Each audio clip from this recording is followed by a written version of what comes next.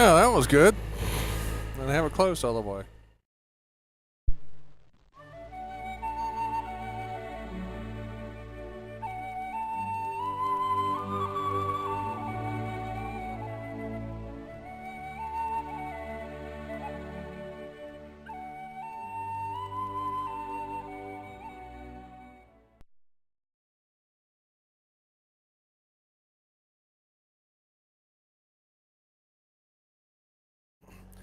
Good morning, everybody. Smyrna Cowboy here. How y'all doing today? Today is July the 1st, 2018 at 8:03 in the morning.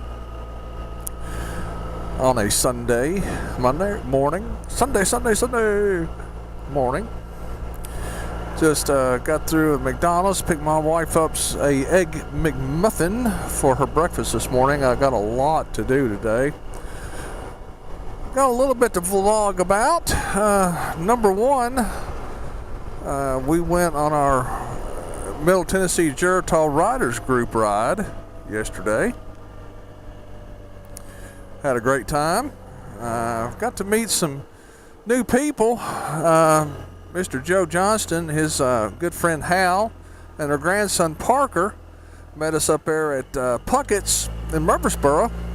And we walked around and talked about bikes and stuff. Joe, he's getting ready to turn 86 years young next month.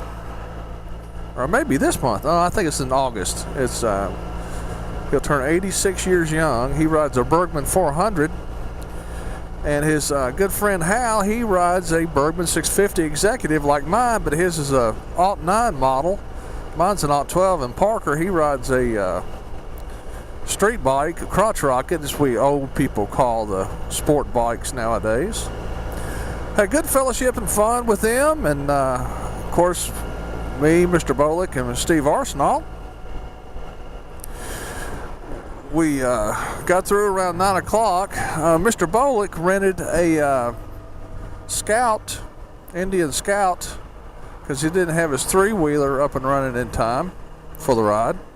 So he's been wanting to try one of those Scouts for a while. So he rented an Indian Scout for the day.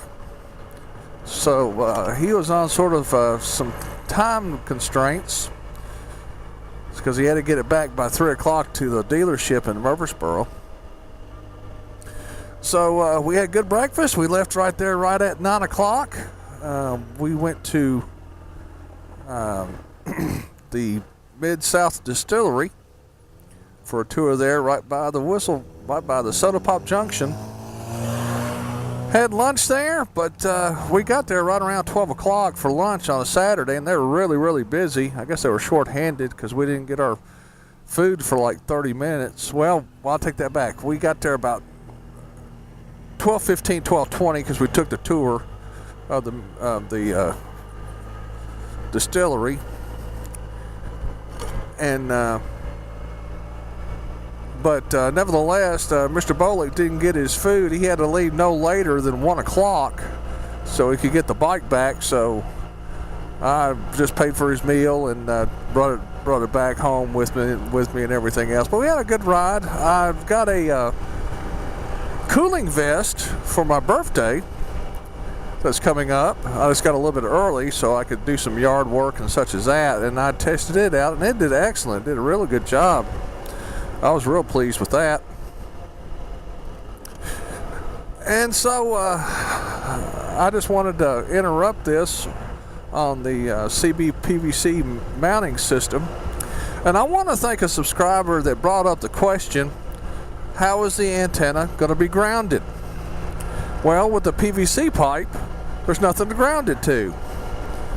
I'll put his name up here and put the little snippet there, and I really did not think about the ground.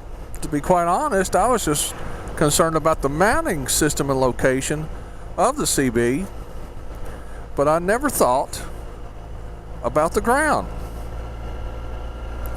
So I have one or two options. If I go with the PVC pipe install, I can clip on a wire from the base where it clamps to the PVC pipe. I can clamp onto that base and attach a wire to the mount of the top box, which is metal and is grounded to the bike, or I can do the conduit mount, which will be the video after this one. There's the Jeff Coos Memorial right there. Beautiful, beautiful. And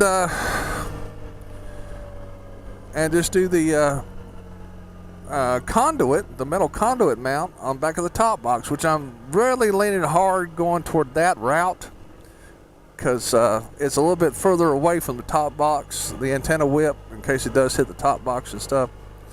And I think it's going to be a clean install, but I'll let you look at it here, the next video that comes up after this one.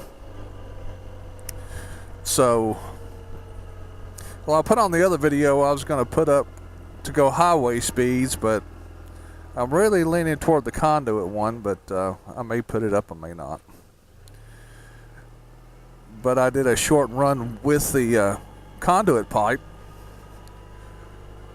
and I got it spaced out a little bit further away from the top box and everything, and I really like that mount better, just because of the simple fact that it's away from the top box and without it with any chance of whipping into the top box. But I'll still put those videos up and go that route anyway, because my birthday is the 11th of July, 10 days from now, and I want to go ahead and get that done. I'd like to take a road trip. It really depends on my brothers that are going to try to do a meetup in Chattanooga, well, on the other side of Chattanooga, but I would really like to go down the Natchez Trace Parkway. Starts in Nashville at Loveless, and the parkway itself is 444 miles one way.